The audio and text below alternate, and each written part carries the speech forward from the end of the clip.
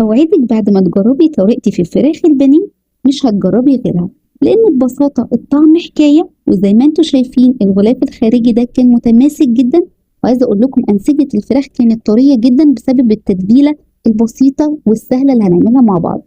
التتبيلة عبارة عن كوباية زبادي، طبعا ده ونص كيلو فراخ. كوباية كبيرة من الزبادي هننزل عليها بملح وفلفل أسود، ومعلقة كبيرة من الثوم البودر، ومعلقة كبيرة من البصل البودر، ونص معلقة كبيرة من السبع البهارات أو بهارات الفراخ، ومعلقة كبيرة من المستردة. وبس كده، دي التتبيلة بتاعتنا. شايفين ازاي انها بسيطة جدا؟ وعلشان التتبيلة بتاعتنا ما فيهاش أي سوائل، ده السبب اللي هيخلي الطبقة الخارجية متماسكة جدا. هنا بقى هنجيب صدور الفراخ مقطعينها يا دوب وسط، ولا تكون رفيعة ولا تكون تخينة.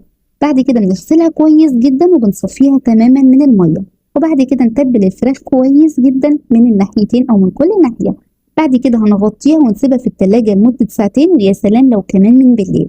ويلا بقى نحضر الطبقة الخارجية. عبارة عن بقسماط مطحون ناعم، ومعانا هنا بيضتين نزلنا عليهم بملح وفلفل، وبعد كده هنحط كوباية من الحليب ونقلب الكلام ده كله مع بعض.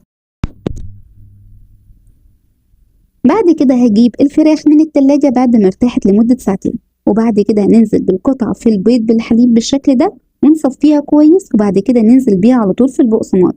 وهنا بقى لازم نضغط كويس على قطعة الفراخ علشان البقسماط يتماسك كويس أو يمسك كويس في قطعة الفراخ زي ما انتوا شايفين كده. وبعد ما غلفتها كويس هبدأ أنفضها من أي زيادة.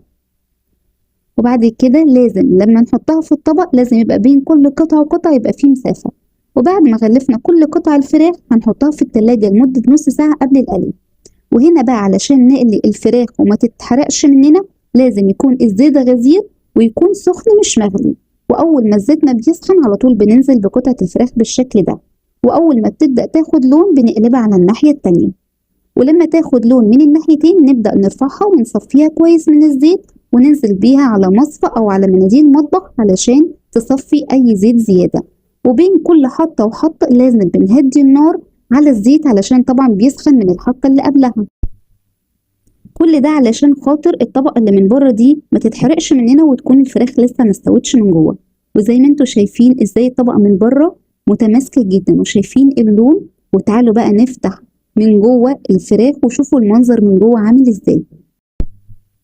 وشايفين بقى ازاي بتتقطع بكل سهولة، وأنسجة الفراخ بجد كانت دايبة وطرية جدا بسبب ان التتبيلة فيها زبادي، وده اللي طر الأنسجة.